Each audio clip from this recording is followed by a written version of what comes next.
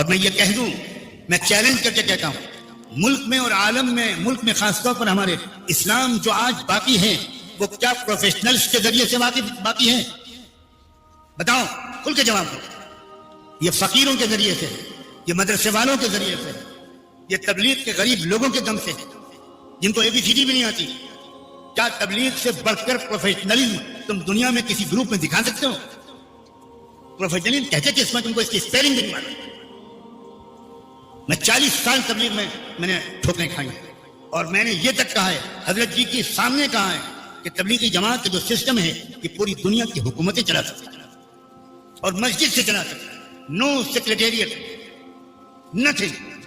मस्जिद से बैठकर पूरी मुल्क की हुकूमतें चलाई जा सकता है। क्या देखा है तुमने भाई? प्रोफेशनल प्रोफेशनल प्रोफेशनल क्या है ये? कि मरूब करते हुए अल्फाज से। बांग्लादेश के इज्तिमा में जब मैं गया तो मैं देखकर हैरान रहा।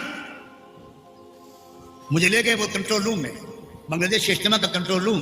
ये कंट्रोल रूम तो मैं अपनी और आप जैसे बेवकूफों के लिए कह रहा हूं। उनके यहां उसका नाम था नज्म का कमरा, उसको अंग्रेजी में कंट्रोल रूम। पेशाब और यूरिन,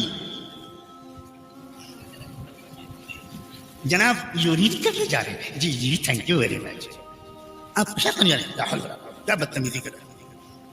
अच्छा भाई, यूरिन फिर इतनी मुकद्दस चीज है तो नाश्ते में शामिल कीजिए। आज धज्जियां उड़ाऊंगा मैं प्रोफेशनल। भाई बांग्लादेश के इज्तिमा में गया, अल्लाह, तकरीबन 20 लाख का मजमा। मैदान अरफात के बाद दुनिया में सबसे बड़ा मजमा बांग्लादेश के इज्तिमा में हुआ करता था। अब कितना होता है मैं नहीं जानता, अब तो जमात के भी टुकड़े हो गए।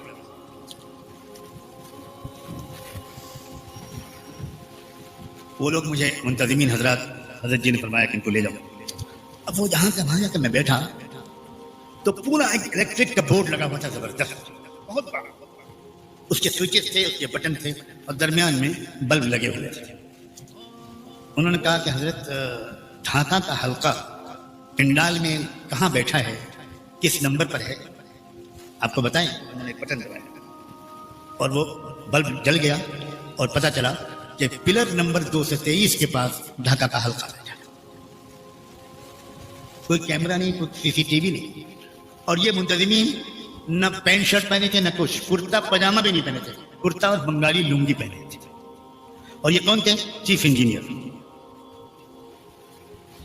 हजरत नवाखाली का मजमा कहाँ बैठा है, हजरत चिट्टागांग का मजमा कहाँ बैठा है, आप बटन दबाइए, अब पता चला। अब आपको जाना किस रास्ते से?